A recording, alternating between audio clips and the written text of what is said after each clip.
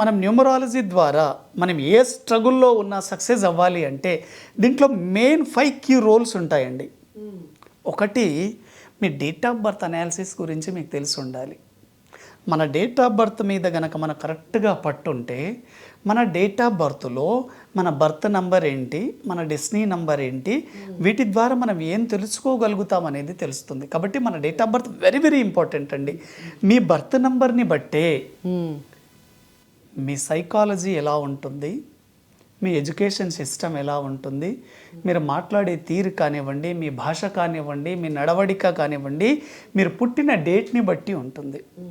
మీరు ఎటువంటి చదువులు చదువుతారు, మీ ఫ్యామిలీ బ్యాక్గ్రౌండ్ అంతా కూడా మీ డేట్ ఆఫ్ బర్త్ మీదే ఆధారపడి ఉంటుంది. డెస్టినీ నెంబర్ చూడండి. డెస్టినీ నెంబర్ అంటే మీ డేట్, మంత్, ఇయర్ అంతా కూడితే వచ్చేది డెస్టినీ. ఈ డెస్టినీ దేని మీద ఆధారపడి పనిచేస్తుంది అంటే మీ లైఫ్లో మీ ప్రొఫెషన్, చాలామంది ప్రొఫెషన్లో ఫెయిల్ అవ్వడానికి మెయిన్ రీజన్ ఏంటి, వాళ్ళ డెస్టినీ గురించి తెలుసుకోకపోవడమే.